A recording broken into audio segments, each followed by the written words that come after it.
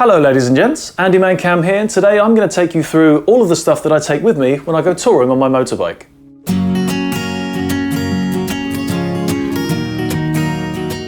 So it's now the middle of May, summer is fast approaching, and I'm sure that quite a lot of you are thinking about going on a tour, or you've already got a tour planned, but you're probably wondering, what do I need to take? What do I need to make sure I don't forget? And in order to try and answer those questions, I'm going to talk you through all of the stuff that I took with me on the tour that me and Smokey Bar did through the Swiss Alps last year. Now I'm going to start with arguably the most important part, after the bike of course, and that's the helmet. This is the Nishua Carbon Enduro. This is a real carbon fibre helmet. It weighs, according to the back here, around 1.2 kilograms, so it's extremely light, and I think this is hands down the best helmet that I personally have ever had. It's incredibly comfortable, it's really airy.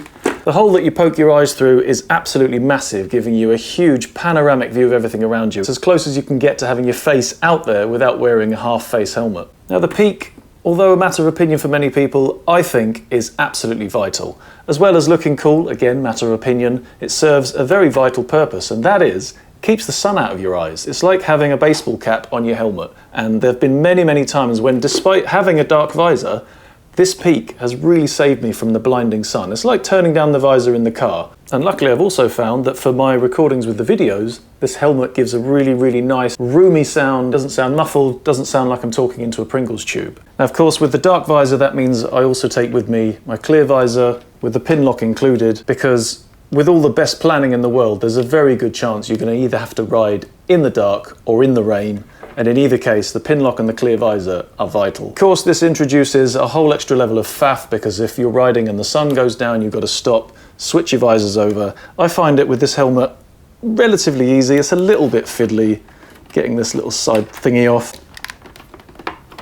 Yep, spoke too soon. Cool, you're embarrassing me now. But it's not impossible as long as you don't have 10 thumbs. But of course, if that's still too much faff for you, the obvious solution would be to have a helmet with a drop-down visor. And luckily, I do also have the fiberglass version of this same helmet. This is the Nishua Enduro GT, which also has drop-down sun visor in it. Good for those pant-wetting terror moments when you drive into a tunnel with your dark visor on, suddenly it's darker than a Tim Burton home movie and you can't see anything. So that's the helmet. Most importantly, it's got to be light, it's got to be comfortable, because you're going to be wearing this thing for a very, very long time. And while we're in the area of helmets, onto mine, I had strapped the Interphone Tour intercom so me and Smokey Bar could talk to each other. I found this intercom absolutely brilliant. It's got massive big rubber buttons on the top, on the bottom, on the front.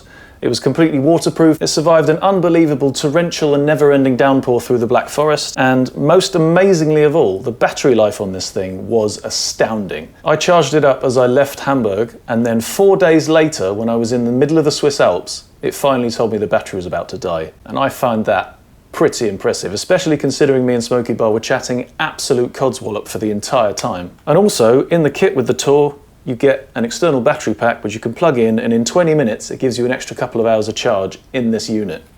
Really handy. Next along the list, you want to keep the elements away from your body. You also want to keep the ground away from your body should the worst happen and you end up taking a spill. For that, I've got this Vanucci Art XVII leather two-piece. This was actually given to me by Lois, my favourite motorcycle accessories shop in Germany, when I was riding around in the Italian Alps with them last year, and boy am I glad they did. This has been an absolute godsend. Although it's leather and I do prefer to ride in leather, I know that there's a very strong argument for using textiles when you go touring because of the added flexibility, but I prefer just the knowledge that I'm a little bit better protected with the leather. And I have to say, this two-piece has some features which I would say make it just about as flexible as textiles, apart from the waterproof side. It's got a huge Kevlar panel under the arm here.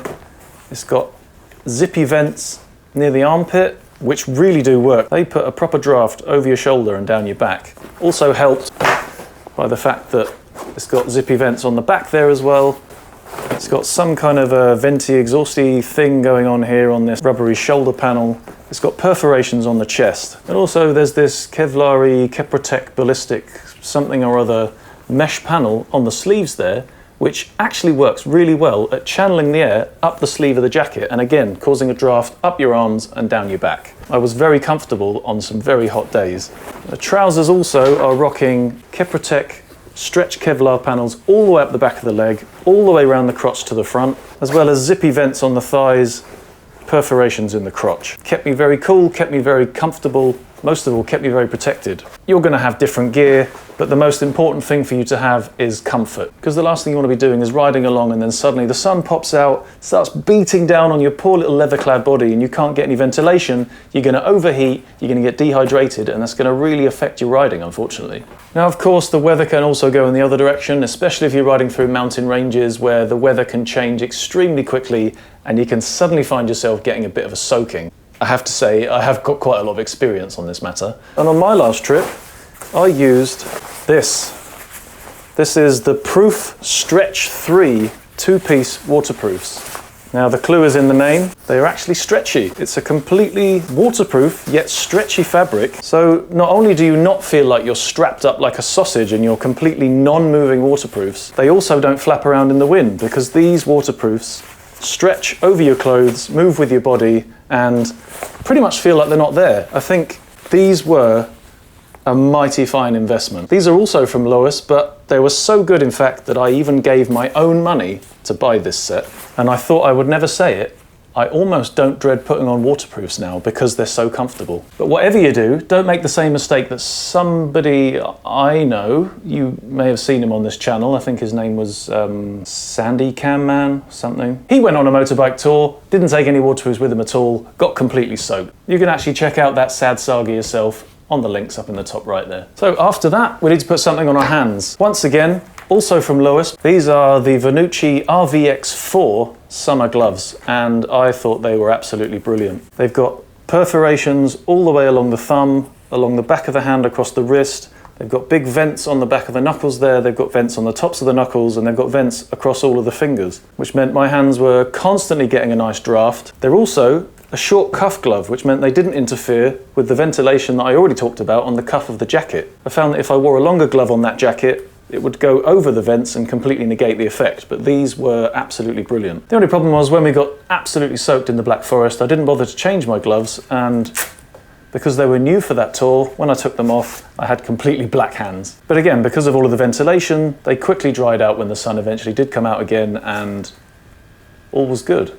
But going back to the fact that the weather can always still go south, I also took, just in case of cold weather, my held winter touring gloves. Thankfully, I didn't need to use them, but you really will regret it if you don't have them, especially if you don't have heated grips on your bike. So what about underneath the leathers? Well, I was given this on the same trip as I got the leathers. This is a Vanucci super sexy high-tech under onesie. And although when I'm wearing it before I put my leathers on, I look like a complete plonker, some kind of superhero school reject, when it's on, it is absolutely fantastic. You might think having an extra layer of clothes underneath your leathers when the weather's going to be good is a bit counterproductive, but I was far more comfortable with this on than I was without. Because it wicks the sweat away from your body and then allows it to evaporate, you stay feeling comfortable, you stay feeling dry. And also, although onesies might not be to everybody's tastes, I really like the fact that because it is a onesie, I didn't have a piling up of seams around my waist, where you get the trousers and then the top and then maybe a jumper and just this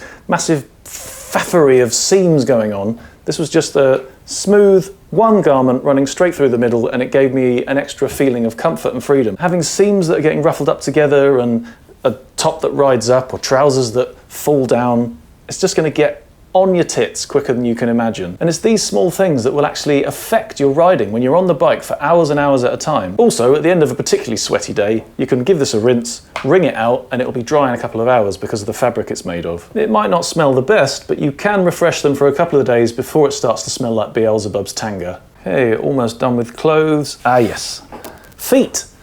We need to put something on our feet. This is another tasty piece of equipment that I was given by Lois on the event last year. This is the Vanucci RV6 Pro boots, and these boots were brilliant. They've got kind of a meshy panel on the front here to give you some ventilation. They've got oodles of structural protection for your ankles. They've got toe sliders on the front, they've got heel sliders on the back, and they've also got a half decent grip so you don't fall on your ass when you step off the bike into a muddy lay-by to have a wee. Now, on the downside, they were deeply complicated to get on. They've got a zip and they've got laces, this pull-up thing, and then they've got this ratchety thing at the top. The upside, of course, to all of that is that you feel incredibly secure when they're on, and they were really breezy, really comfortable, really enjoyed riding in them. They're not waterproof though, so again, when we got soaked in the Black Forest, it felt like I was riding along with my feet in a couple of koi carp. But because these boots are made of a synthetic leather, they dried out really quickly and I was able to carry on. Of course, you could argue that was a bit of a risky approach to take, wearing completely not waterproof boots on a touring trip. You'd probably be right. I just wanted to wear them because they were new and shiny. But if you wanted to be a bit more on the cautious side, I've also gone touring many times in these. My Daytona Strive GTX boots, I actually bought these myself, and as far as waterproof goes, they are fantastic. My feet have never got even close to damp wearing these boots. They're also really comfortable, but they do get a little bit hot when the sun comes out. Ultimately, it's horses for courses. You can take the risk and have a pair of breezy, comfortable summery boots, or you can take the waterproof ones in case the weather goes south. Okay, so now we've got the clothing out of the way. Oh, no, not quite. I also took with me my Sw-Motech buff. This is obviously, for those of you who don't know, to put over your neck. It serves two purposes. One of them is when it's cold, it keeps the wind and the cold off your neck, obviously. The other one, when you're on a long ride in the summer, you're in very real danger of turning yourself into a redneck. I've done it. I've come back from many a ride with a neck so red you could fry bacon on it. But when you've got one of these, you don't have to worry about it. Your neck is protected and it's not so thick you're going to be stifled by the heat of it. Also, if you like, you can stop your beard from flapping around in the wind. So now that we're fully finished with the clothes, let's get on to the luggage. First of all, the tank bag I used was this. This is the Sw-Motech Daypack. It's a very small tank bag. I chose this one because I knew I was going to be climbing around the bike a lot. I didn't want something big that was going to be interfering with my movement over the tank. But I found it to be perfectly adequate. It's nice and simple. It's just got one main compartment, the waterproof cover, and the shoulder strap, both very important. I had my wallet, phone, passport, cameras, batteries, all the important and valuable stuff in this case all the time. So whenever we got off the bikes to have a coffee or to walk around and take some panorama selfies of the beautiful sights, clip on the strap, bung it over your shoulder, take your valuables with you. And of course, the waterproof cover goes without saying. If you forget this and it rains, it's going to be a disaster. And this, of course, is fitted to the bike using the Quick Lock EVO system, which I found to be absolutely fantastic. It's securely fixed to the bike. When you want to refuel, pull the little tag here, clips off, fill the bike up, clip it back on. There's no worries about attaching magnets to your tank or from it being not quite the same position as it was the last time you had it, or for it coming loose while you're riding along. It's a great system which I find really, really good in use, and I'm more than happy to rely upon. In the past, I've also taken my slightly larger tank bag with me. Excuse me. You wait your turn. Using the same tank wing system so I can swap between the two tank bags as and when I like. Now, because it's a bit higher and a bit longer, it can interfere with my cockpit space a little bit. That's what she said. But you can also fit a lot more stuff in here. It's got massive main compartment, pockets on the sides, pocket on the front, and thanks to this zip all the way around, it's extendable by another, I'd say, 15 to 20%. Now, which reminds me, actually, the Daypack one, I haven't given it its full credit here. This also does have an expansion zip, which gives it quite a considerable boost of space if you want to fit an extra couple of things in there, a few extra sandwiches, or maybe you've overdone it buying souvenir cowbells at the top of the Newfoundland Pass. So that's the tank bags. Taking up the main luggage duties was this. This is also from Sw-Motech, and this is the rear bag. Quite a monstrously large piece of rear baggery, but it worked fantastically. It's really securely fixed on using 4 straps and these, in my experience, very reliable metal spring clips to tighten everything down. You've got massive pockets on the sides for you to fit all sorts of random gubbins in here. Another one on the other side. In the main compartment, we've got a very large meshy area at the top. I use this to keep the waterproof cover in. Once again, very, very important.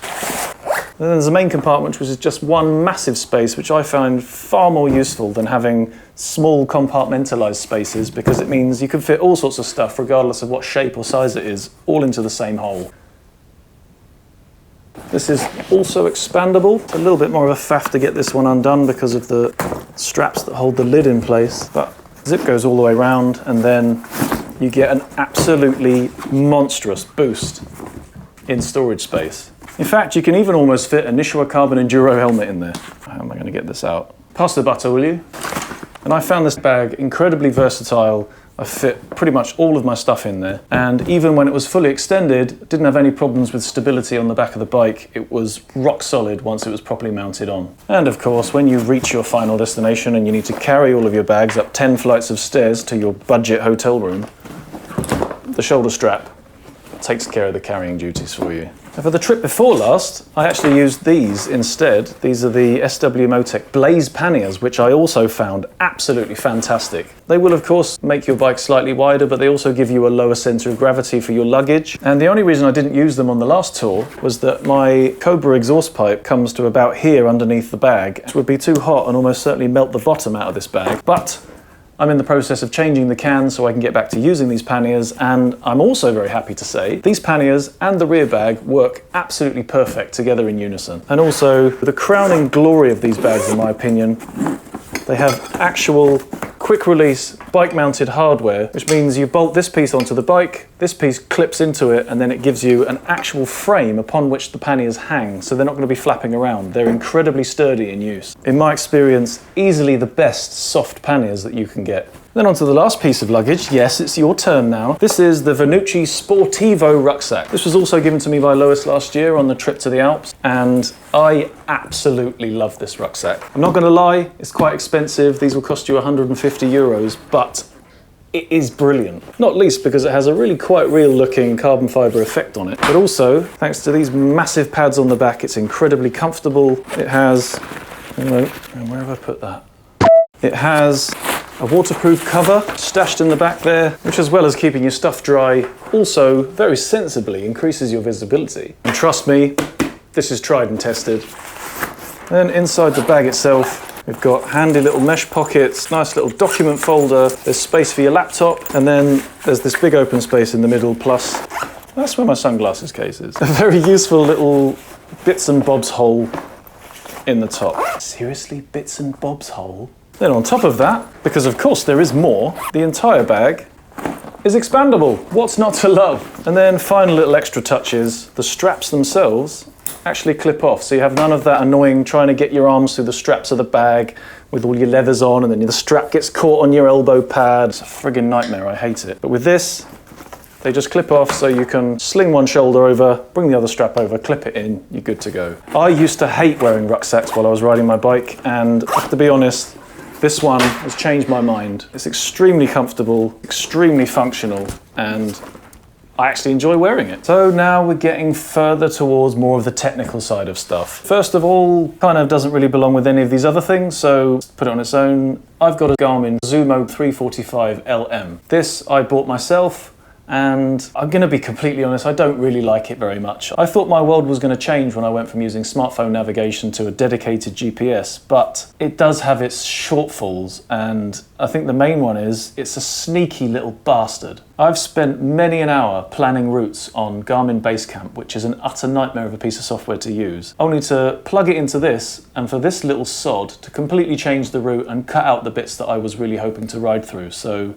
you have to watch it. It looks all sweet and innocent, like a little kid that's just behaving itself, and then suddenly it goes, you know those bends? Yeah, we're not going there. I've spent many an hour screaming at this thing. I mean, it gets you there, but it's not perfect. It's a last resort. SatNav, I think you have to have it because it's good if you just want to get somewhere quickly, but if you want to enjoy the ride, you need to take a bit more control of what you're doing, and the more and more I use things like this, the more and more I'm just leaning towards the idea of sacking it all off and using a map.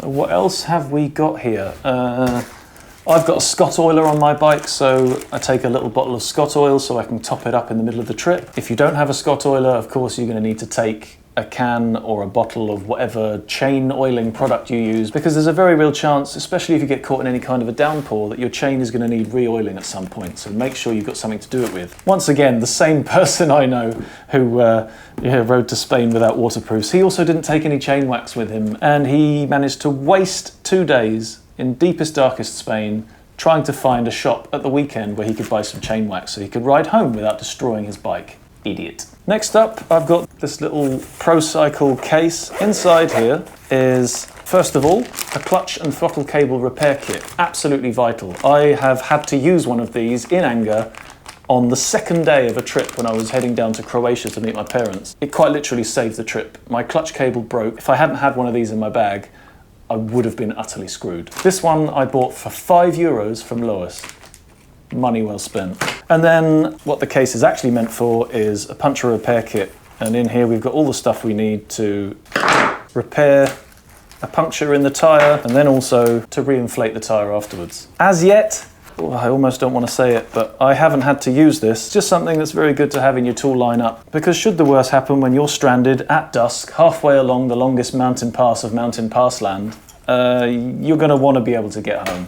And the Puncture repair kit I also bought from Lois. I think you're sensing a bit of a theme here. I do spend quite a lot of my time and my money at that shop. Very closely related, tyre pressure gauge. Nice and simple, tells you what tyre pressures you've got. Really useful just to check your tyre pressures in the morning, make sure everything is tickety-boo. If not, you can go straight to a petrol station as soon as possible, get your tyres pumped up. Next along, of course, under my seat, I've got my standard Yamaha toolkit. But as well as that, I also took this with me. This is my Wera Tool Check Plus, and this thing is absolutely fantastic. It's got the cutest little ratchet and a screwdriver attachment, screwdriver extension. It's got all the Allen keys I could possibly need, cross screwdrivers, a flathead. It's got Torx bits, it's got security Torx bits, and a selection of sockets. Couple its usefulness with its compactness, and it is hands down the best multi-bit set I have ever bought. Also, the good old-fashioned adjustable spanner. Piece of comical trivia for you, in Germany, these are known as an Engländer, which is an Englishman. Apparently they think we have no respect for spanners in England. I know loads of spanners. I respect every one of you. Also, utterly invaluable, cable ties. 2 little bundles, 2 sizes, hopefully all bases covered. On top of that, insulation tape. This stuff is really handy for any kind of wiring disasters that you need to re-waterproof-ish. And also, if anything falls off and you need to strap it back on, it's flexible, it sticks when it's damp, it seems to stay stuck when it gets wet as well. Useful stuff. And on the subject of tape, I always take with me a little roll of this stuff. This is brilliant. 3M Dual Lock. This is essentially industrial grade unisex Velcro. This stuff sticks to itself and it's so strong. I've used it to mount cameras to my helmet, and I've also used it once when my Garmin SatNav mount broke. And I actually stuck some of this onto the back of the SatNav, stuck another piece onto the headstock of the bike, and then actually used it to mount the SatNav onto the bike. Stick almost anything to anything, but also make it removable and adjustable. Another extension to my toolkit, take it with me everywhere. Leatherman. I mean, it's a jack of all trades. None of the tools are perfect for the purpose they're intended, but they all do the job pretty well. Endlessly useful. I would never go on a bike ride without my Leatherman. Spare light bulbs, very important. Thankfully on my bike I've got LED indicators, LED rear lights, so all I needed was a headlight bulb. If your bike has halogen bulbs, make sure you've got spares of all of them, because again, the last thing you want is somebody rear-ending you because they can't see you from behind. This one is a bit of a wild card. I didn't actually take these with me on the trip with Smokey Bar, and as an absolute legendary move, complete saviour, he had some with him. Bullet connectors, spade connectors, scotch lock connectors, basically just an electrical first aid kit. Because my taillights on the FZ1 actually stopped working and they were wired into the LED indicators. So I had to take the wiring out and then rewire everything together. And it was looking like I was just going to do the old twist it together, wrap some insulation tape around it trick. And then Smokey Bar rummaged around in his sack and pulled out a couple of bullet connectors. And the day was saved because I could create proper, reliable connections on my wiring. Blinding move, Smokey. As far as the touring itself goes, we've pretty much covered everything. Stuff on the bike, I think that's probably something for a different video. And the only thing really left now is the more specific equipment that I take because I want to make videos of the trip. If you've got no interest in making videos, you can switch off now. Thanks very much for watching, and I'll see you next time. If of course you are more interested in the motor vlogging or just recording it for your own personal value kind of aspect, then please do watch on. Now of course, most importantly, cameras. I use 2 Sony X3000 action cameras. This is a 4K action camera with an optically stabilized lens. I think these cameras are absolutely brilliant, and considering they're considerably cheaper than a GoPro, I find it hard to imagine ever finding a better camera. Obviously, massive stack of spare batteries. But of course, when the spare batteries run out, I'm going to need to use power banks. For that, I enlist the services of these 2 power banks from NOCO. Unfortunately, it seems that NOCO have stopped making these, which I don't fully understand because I think these are absolutely brilliant. This one is a 12,000 milliamp hour battery, which has 2 USB outputs. It's also got an incredibly weak, but also in an emergency useful torch on it. And as well, there's a socket for you to charge it using a solar panel, which unfortunately they've also discontinued. Don't understand it. I would have loved to have had a solar panel for this. Alongside that, there's the smaller version. This is the NOCO XGB3L. This is a 3,000 milliamp hour battery pack. It has one USB output, obviously the charging one is there too, and it also has a torch, but this torch is far more impressive.